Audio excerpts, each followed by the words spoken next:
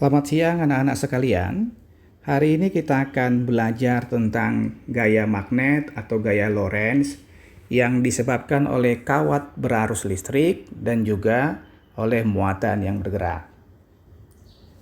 Gaya Lorentz atau gaya magnetik bisa kita artikan sebagai gaya yang terjadi akibat interaksi medan magnet B dengan kuat arus I, atau bisa juga gaya yang terjadi akibat interaksi medan magnet dengan muatan listrik yang bergerak. Kalau kita punya sebuah magnet, katakanlah magnet U seperti ini kutub utara dan kutub selatan. Kemudian di sekitar magnet ini, melalui utara dan selatan ini, kita letakkan sebuah kawat berarus listrik. Maka kita akan mengamati bahwa kawat ini nanti akan tertekan ke atas atau akan terangkat, ya.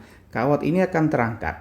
Nah, hal ini menunjukkan apa? Hal ini menunjukkan bahwa kawat ini mengalami sebuah gaya yang mengangkat ke atas. Nah, gaya ini nanti disebut dengan gaya magnetik atau gaya Lorentz. Nah, kita akan belajar nanti di slide berikutnya kenapa kawat ini terangkat, kenapa bukan tertekan. Nah, itu hubungannya dengan arah gaya Lorentz-nya nanti. Nah, adapun besarnya gaya Lorentz yang disebabkan oleh kawat berarus listrik ini dinyatakan dengan F sama dengan IL cross B. Karena gaya ini adalah besaran vektor, maka gaya ini merupakan hasil cross product antara IL dengan medan magnet. Atau bisa juga disebutkan nanti bahwa F sama dengan ILB sin theta, di mana theta ini adalah sudut yang dibentuk oleh IL dengan B. Nah, untuk menentukan arah gaya Lorentz pada kawat berarus, kita bisa menggunakan aturan putar skrup seperti ini. Jadi, keempat jari kita ini nanti menunjukkan arah putaran atau cross produknya dari IL ke B, sedangkan ibu jari kita menunjukkan arah gaya Lorentz-nya. Atau cara lainnya bisa juga nanti kita menggunakan kaidah tangan kanan. Nah, di gambar ini itu saya tunjukkan bahwa ibu jari ini menunjukkan arah arus, sedangkan keempat jari ini menunjukkan arah medan magnet, dan juga nanti arah telapak tangan ini menentukan arah gaya Lorentz. Bisa juga seperti ini. Nah, kita kembali ke slide yang tadi.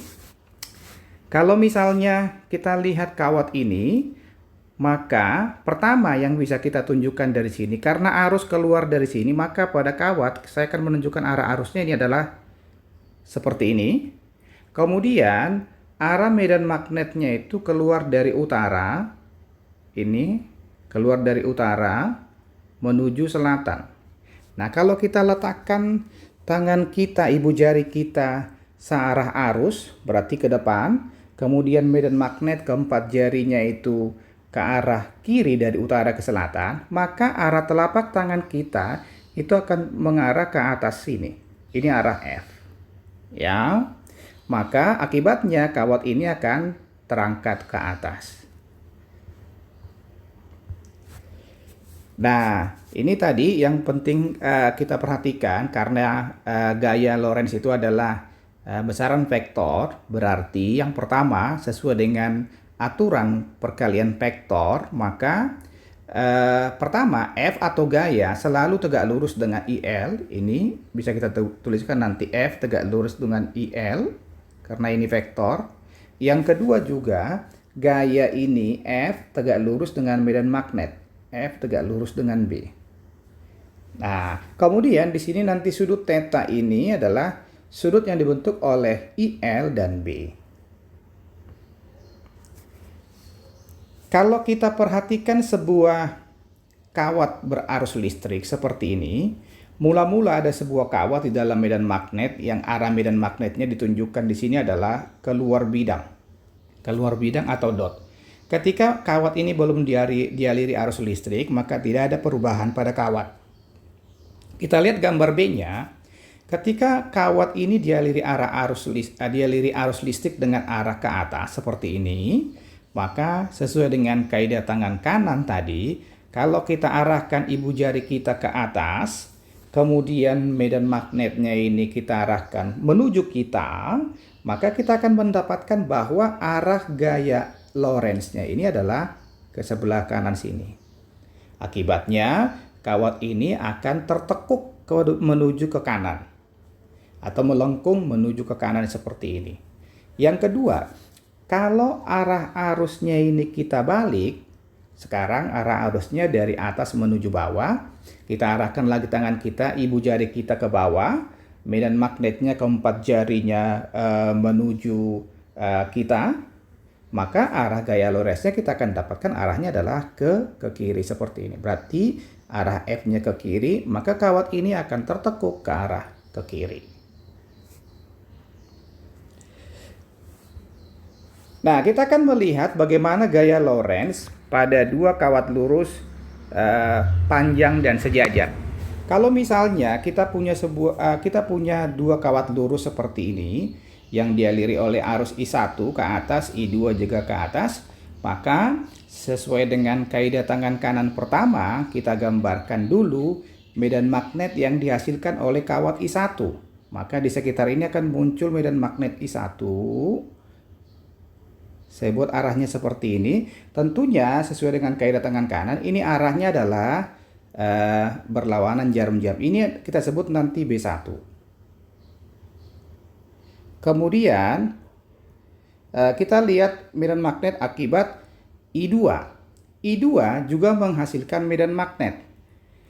Medan magnet yang dihasilkannya ini juga nanti adalah arahnya berlawanan jarum jam. Kalau ini kita gambarkan, ini kita akan dapatkan nanti ini adalah B2. Nah, kalau saya gambarkan secara terpisah kedua kawat ini, baik I1 maupun I2, saya gambarkan yang pertama adalah kawat I1. Ini I1 arahnya ke atas.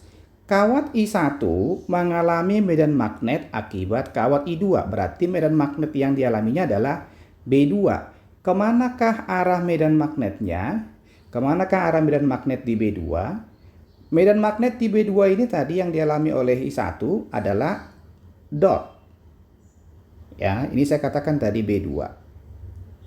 Nah, sekarang kita gunakan kaidah tangan kanan kedua untuk menunjukkan arah gaya Lorentz-nya. Karena arah arus ke atas, maka ibu jari kita ke atas. Kemudian medan magnetnya dot, berarti menuju kita. Maka arah gaya Lorentz-nya itu akan ke arah kanan. Ini saya sebut nanti F1. Itu yang pertama. Sekarang kita tinjau kawat 2. Ini I2. Ini I2 arah arus ke atas. I2 mengalami medan magnet akibat kawat 1. Yaitu kita sebut medan magnetnya B1. Arah medan magnet yang disebabkan kawat I1 pada kawat I2 ini tadi arahnya adalah cross, maka di sini kita gambarkan cross. Ini adalah B1. Nah, sekarang kita gambarkan arah gaya Lorentz yang dialami oleh kawat I2 ini. Ibu jari kita ke atas karena arah arus ke atas, kemudian keempat jari kita, medan magnet ini masuk bidang atau menjauhi kita. Akibatnya, telapak tangan kita akan menunjukkan arah ke kiri. Berarti gaya Lorentz yang dialami oleh kawat I2, saya sebut F2, itu arahnya ke kiri. Ya. Nah, apa yang bisa kita lihat dari sini? Yang pertama yang bisa kita simpulkan, kalau kedua kawat ini arahnya searah, berarti kalau arah arus searah, maka kedua kawat ini akan tarik-menarik. Kawat tarik-menarik.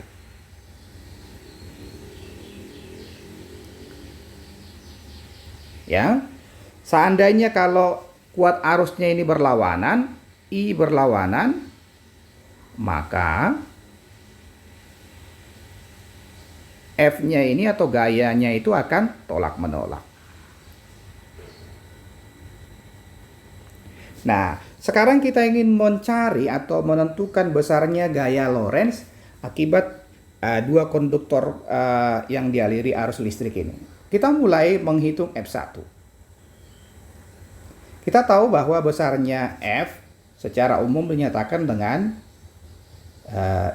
ILB sin theta. Sedangkan B itu sendiri adalah untuk kawat lurus panjang adalah mu 0I per 2πa.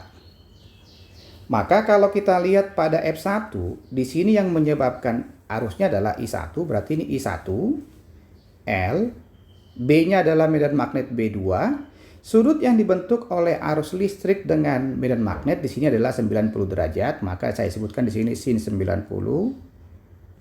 Kemudian kita masukkan nanti nilai B2-nya ini. Ini I1 dikali L, B2 itu adalah mu 0 I2 karena dia B2 dibagi dengan 2πa. Kalau ini kita teruskan, kita sederhanakan terus, kita akan dapatkan bahwa besarnya F1 itu nanti adalah mu 0 per 2πa dikali I1 kali I2 per L. Itu F1. Nah, bagaimana dengan F2? F2 itu adalah I2 dikali L yang menyebabkan medan magnet adalah B1. B1 sin 90. Maka kalau kita sederhanakan lagi ini, I2 L mu 0 I1 per 2πa. Akibatnya kita akan dapatkan di sini adalah mu 0 per 2πa kali I1 I2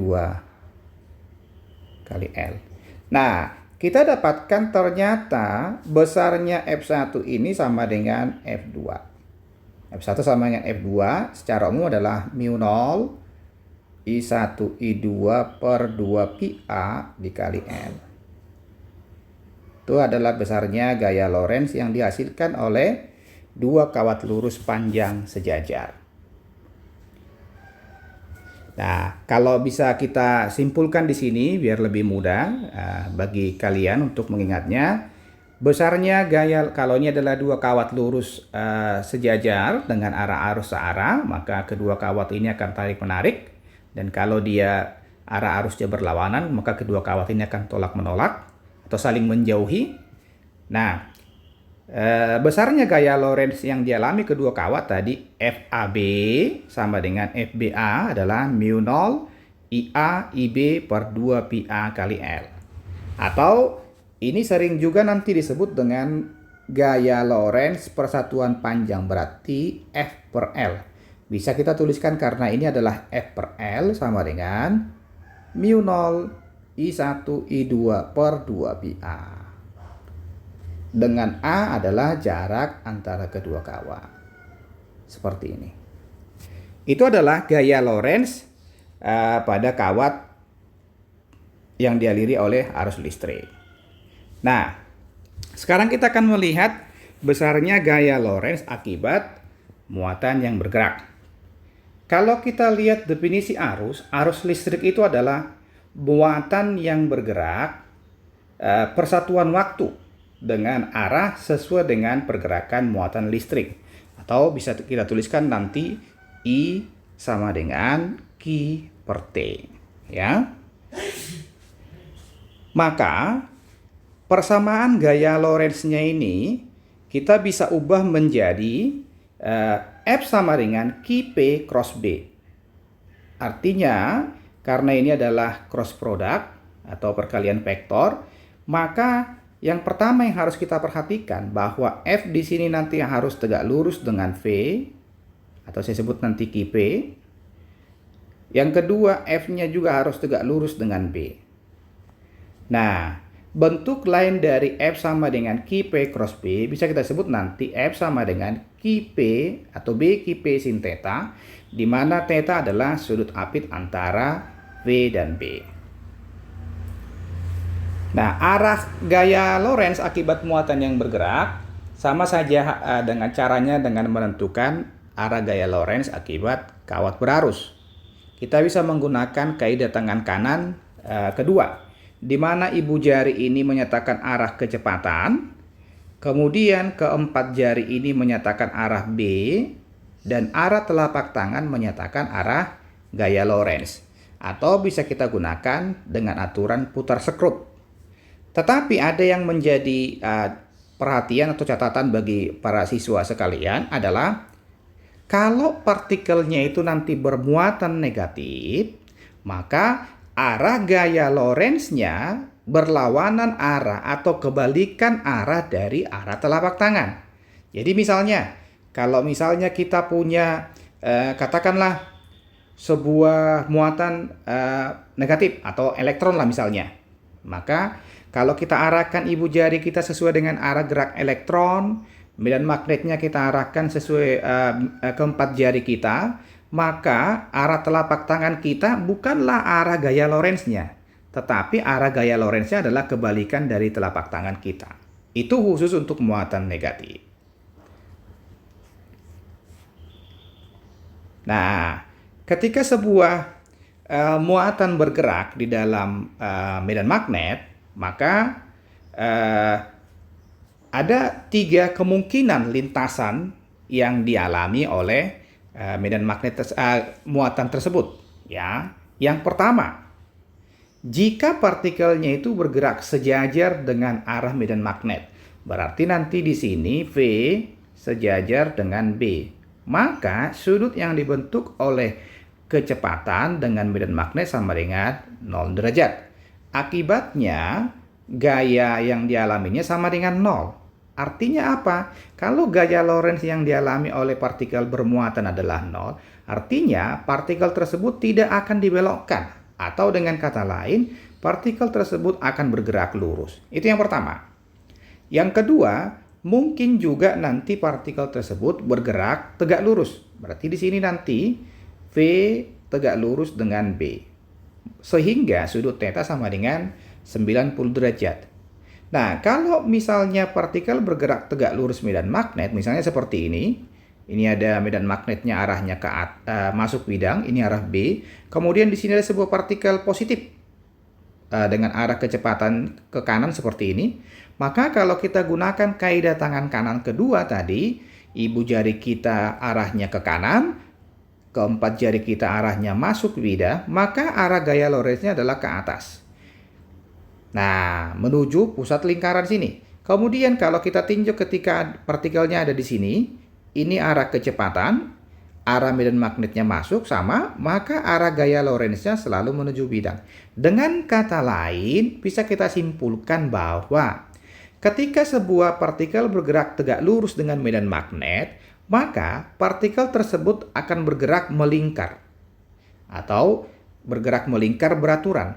Kalau dia bergerak melingkar beraturan, berarti nanti gaya Lorentz-nya ini berfungsi sebagai gaya sentripetalnya, ya. Yang membuat dia bergerak melingkar itu adalah gaya Lorentz-nya, atau gaya Lorentz berfungsi sebagai gaya sentripetal. Itu kemungkinan kedua.